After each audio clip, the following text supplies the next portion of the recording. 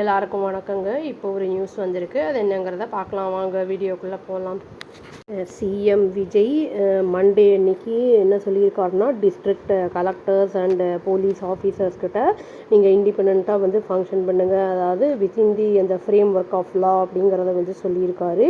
அவங்க அது அஷ்யூரும் பண்ணியிருக்காரு. அதாவது எந்த ஒரு இண்டிவிஜுவலும் வந்து அலோவ் பண்ணப்பட மாட்டாங்க, அந்த அவங்களுடைய அந்த ஒர்க்கில் இன்டர்ஃபியர் ஆக மாட்டாங்க அப்படிங்கிற அந்த அஷ்யூரன்ஸையும் கொடுத்துருக்காரு. அவர் என்ன சொல்லியிருக்குன்னா, டிரான்ஸ்பரன்சி தான் வந்து பேசிக் பிரின்சிபல் அப்படிங்கிறத வந்து சொல்லியிருக்காரு அவர். அதனால் கலெக்டர்ஸ் அண்ட் எஸ்பிஸ் வந்து ஃபங்க்ஷன் ஆகலாம் இண்டிபெண்ட்டாக அவங்களுடைய ஃப்ரேம் ஒர்க்கில் அப்படின்னு வந்து சொல்லியிருக்காரு. வந்து அவர் ஒரு மீட்டிங்கில் கலெக்டர்ஸ் அப்புறம் வந்து சூப்பரிண்டென்டென்ட் ஆஃப் போலீஸ் அந்த இது சென்னையில் மீட்டிங்கில் வந்து அவர் வந்து இதை சொல்லியிருக்காரு.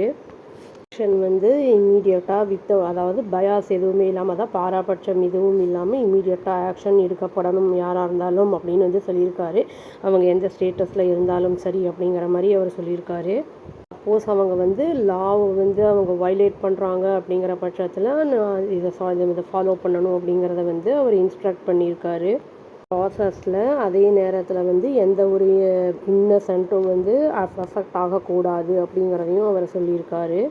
வலியுறுத்தியிருக்காருன்னா, அவங்களுடைய ஆஃபீஸர்ஸோட ரோலில் அந்த என்ஃபோர்ஸிங் லாவில் வந்து அவரை சொல்லியிருக்காரு. அதாவது இம்மீடியட்டாக வந்து நீங்கள் கடுமையான மெஷர்ஸ் எடுக்கணும், அதாவது அந்த சேஃப்டி ஆஃப் விமன் அண்ட் சில்ட்ரனுக்கு, அதுவும் இல்லாமல் வந்து ப்ரிவெண்ட் பண்ணணும் அந்த செக்ஷுவல் அசால்ட்டு, ட்ரக்கு, அந்த கடத்தல் அதெல்லாம் இருக்குல்ல, அப்புறம் கரப்ஷன் அப்படிங்கிறத வந்து அவர் சொல்லியிருக்காரு.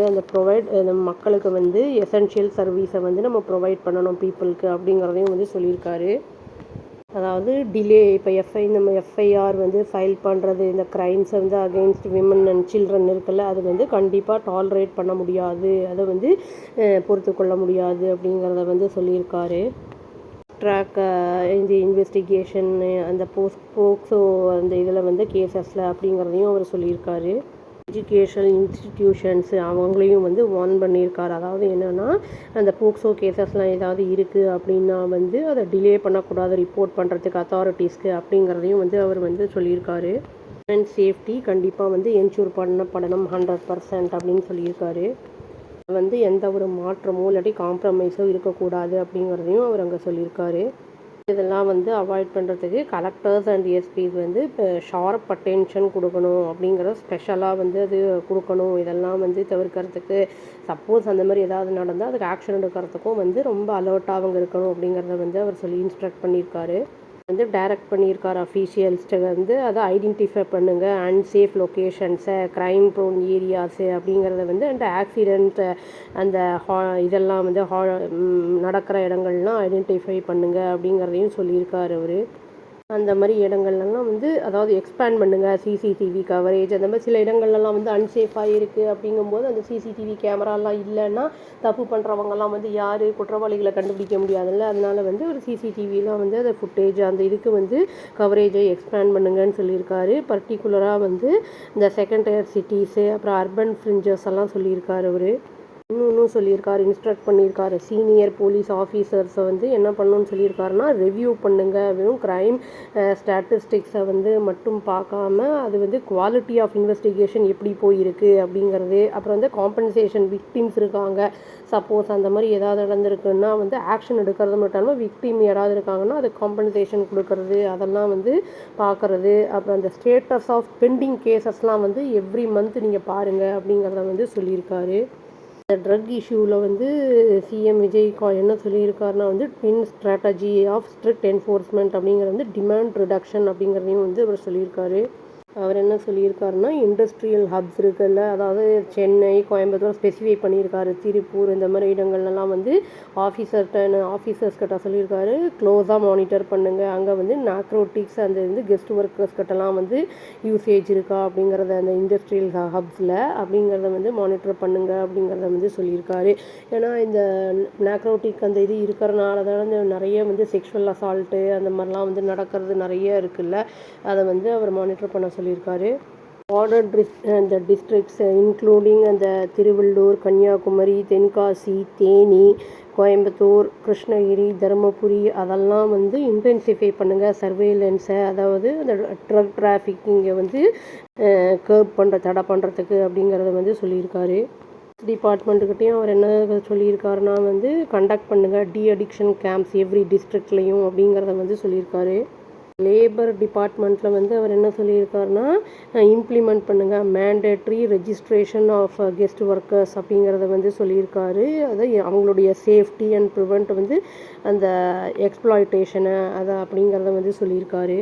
கெஸ்ட் ஒர்க்கர்ஸ் பற்றி சொல்லும் போதுமே வந்து அவங்கெல்லாம் வந்து அவங்களுமே அட்டாக்ஸ் ஆகக்கூடாது, அப்புறம் வந்து எக்ஸ்ப்ளாய்ட் பண்ணப்படக்கூடாது அப்படிங்கிறதையும் அவர் சொல்லியிருக்காருன்னா பீப்புள் வந்து கவர்மெண்ட் ஆஃபீஸர்ஸ்க்கோ இல்லாட்டி வந்து போலீஸ் ஸ்டேஷனுக்கோ போகிறாங்க, பெட்டிஷனோட போகிறாங்க, இல்லாட்டி கம்ப்ளைண்ட்ஸோட போகிறாங்கன்னா அவங்க வந்து ரெஸ்பெக்டாக வந்து மரியாதையோடு ட்ரீட் பண்ணப்படணும் அப்படிங்கிறதையும் அவர் அங்கே சொல்லியிருக்காரு.